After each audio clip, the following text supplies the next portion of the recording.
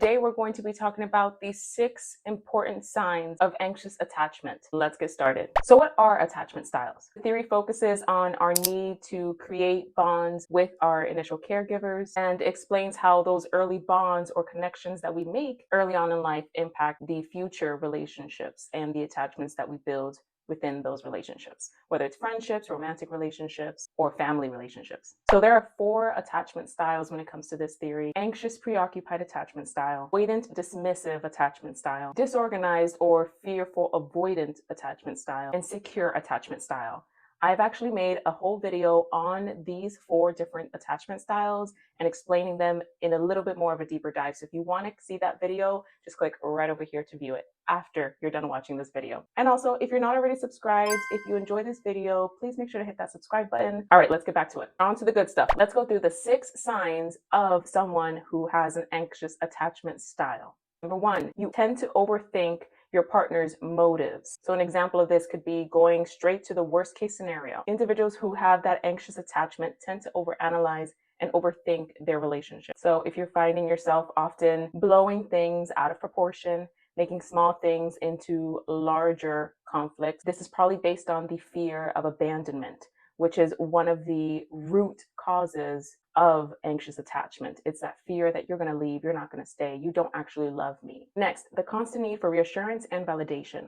Now, we all need some form of understanding that the person we're in a relationship with values this and is committed to us, right?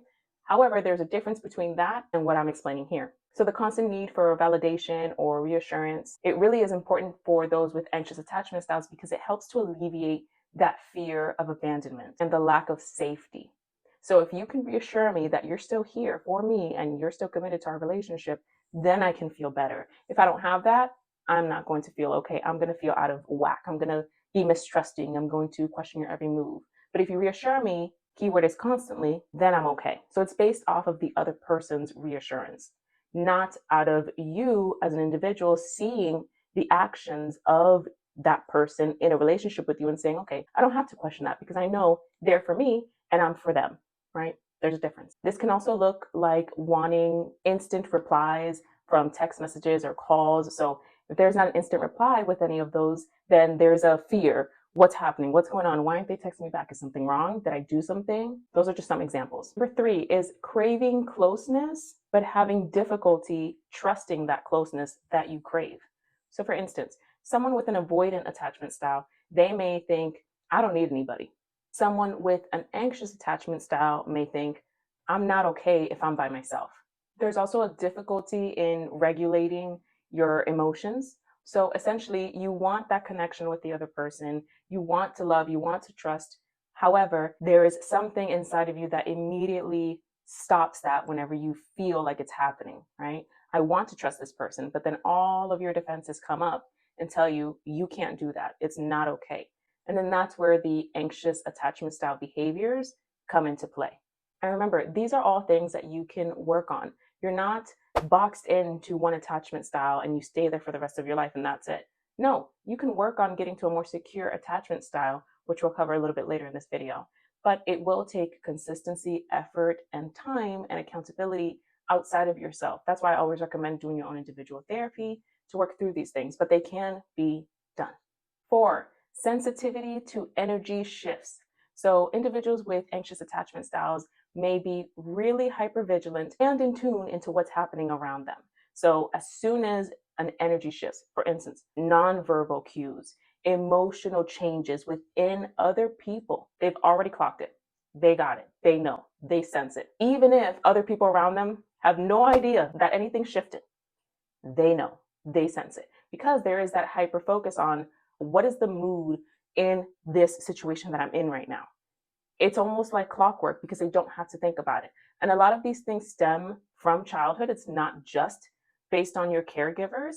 It is based on other things. However, we know that childhood experiences do impact this. So maybe growing up in a home that was abusive or having situations in which you couldn't really relax or be a kid and enjoy things. You had to be hypervigilant because you didn't know how individuals were going to come through that door and how you needed to react and behave in order to not experience abuse or not being compared to your siblings or whatever the case was for you. So we have to understand, even though it may seem strange, there are a lot of underlying rooted things happening here. So that's why, again, I always recommend therapy. So as I was saying before, part of the hypervigilance is based on the perceived rejection or abandonment. So if they feel as though you're going to leave, then that hypervigilance gets heightened even more, because the fear is you're not going to be here forever. I can't trust you. I want to, but I can't, because you're going to leave.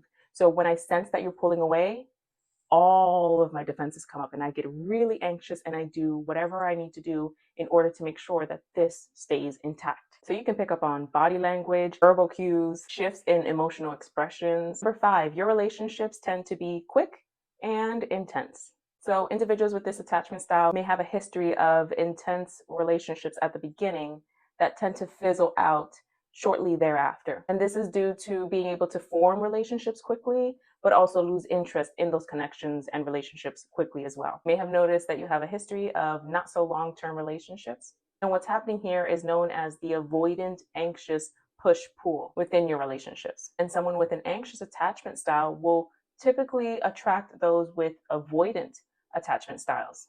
And these are the ones who will tend to pull away once they feel you push too close and want to get committed. And last but certainly not least, struggling with boundaries. With this attachment style, you may find that you struggle to set boundaries for quite a few reasons. You may fear that you will push your partner away if you set boundaries. And this can actually cause you to lean more on the people pleaser side of things, or people pleasing actions and behaviors, rather than seeking your own happiness and internal balance. And this is generally not healthy because it requires you to self-sacrifice to the point where your needs are not being met, and it could even lead to possible abuse due to not being able to set clear and firm boundaries on what you will and will not accept and where the line is drawn for everybody. So you may feel as though you generally get taken advantage of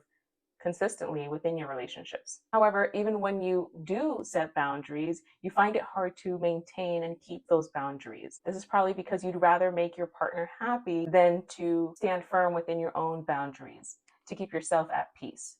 I always say boundaries are not to keep people out. Boundaries are to keep your peace for you.